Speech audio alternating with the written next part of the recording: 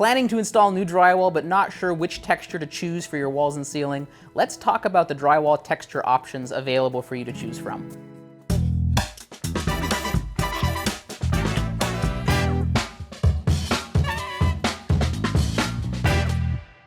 Hi, I'm JT, a production coordinator for Lamont Bros Design and Construction. I've been working with Lamont for over a decade, doing a lot of different drywall textures, and today we're going to show you some of the more popular ones and explain the time and skill required for each one. Let's start with orange peel. Now, it's important to remember with drywall textures, it's as much an art as it is a science or label. Within each label of, say, orange peel, you're going to have quite a variation in the different textures that can be called orange peel. So this one, you've got a much lighter orange peel on this side, and on the other side it's a bit heavier, and that was more common kind of 90s to early 2000s. You often see kind of heavier orange peel texture, but these are both what I would consider in the acceptable range of what to call orange peel texture. And orange peel tends to be one of the easiest ones and one of the more common drywall textures to find. Next, we're going to talk about knockdown. This is a machine spray knockdown, so you're basically spraying an orange peel texture on a wall or a ceiling and then waiting a little bit for it to partially dry and knock it down flat with a knife. That'll give you a lot of the texturing and a lot of that cool look, but a flattened surface. That's very common on ceilings. Occasionally you'll see it on the wall. Again, you've got a range of variation in that texture, where this is kind of a lighter machine knockdown spray, and then this is a bit heavier, so you're getting a lot more texture on your surface, and it changes the way it looks, but that's both considered knockdown. Difficulty-wise, I'd say that's probably a little harder than orange peel, just because you do have to do something with the texture after you spray it on the wall. It takes some skill to be able to knock that down flat and consistently across the whole surface. But still not that difficult, still a very common texture to see out and about.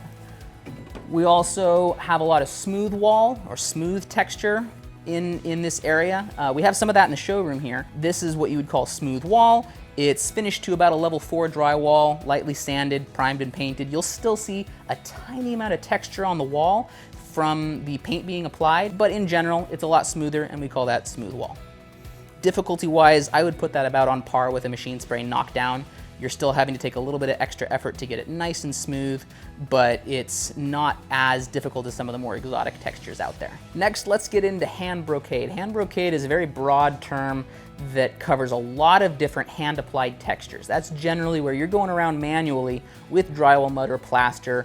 You're gooping it on the wall in various ways, and then often scraping some of it back off. So I have a couple of examples of that here. Here's a fairly heavy or flattened hand brocade, so this is applied with a trowel or a hawk or something, let dry for a little bit, and then scrape down flat, so you end up with some flat sections with some texture.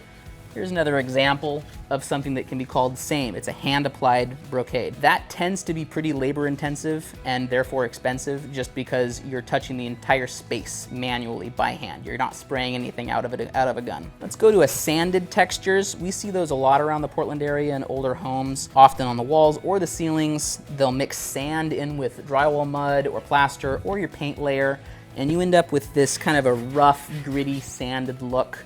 And oftentimes in the older homes, they're using a different grade of sand that has much bigger grains. So sometimes you'll see it look like this, where it's very, very big grains that are mixed in. Those can be a little hard to patch, but generally applying them isn't terribly labor intensive because you're just mixing sand in with your material. Let's go to some roller applied textures.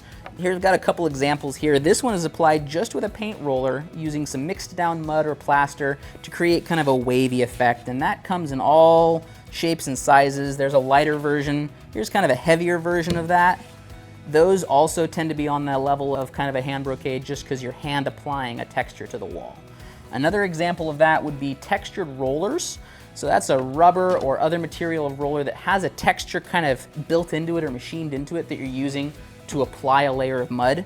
Here's an example of that. Those tend to be fairly labor intensive as well, just because you're trying to get that pattern consistent across your entire surface. But they can create some really cool looks, some really unique textures, accent walls, really add some character to your space. As we're remodeling existing spaces, we're often trying to match an existing texture as we're trying to tie in a wall or a ceiling. It's worth noting that in the best of times that can take some skill and be a little tricky, but especially when you get into those heavier or hand-applied textures, trying to match them exactly is almost impossible. You're very, very rarely going to get to a situation where if you look very closely, you can't tell the difference between the patch or the tie-in and the original. we're gonna get awfully close. And in some of those heavier textures, or those hand-applied textures, it can take a lot of time and the associated cost with trying to match as closely as we possibly can. One way or another though, we're gonna strategize with you to make your space look as good as it possibly can. Now that you've seen some examples of how each type of drywall texture looks and the differences between them, can you visualize which one will look best in your home? If you wanna see these textures in a completed project, watch this video on a basement remodel using orange peel texture for the walls and knockdown texture for the ceiling. Continue to inform yourself, make sure to subscribe to our channel for more educational content from the experts on home remodeling.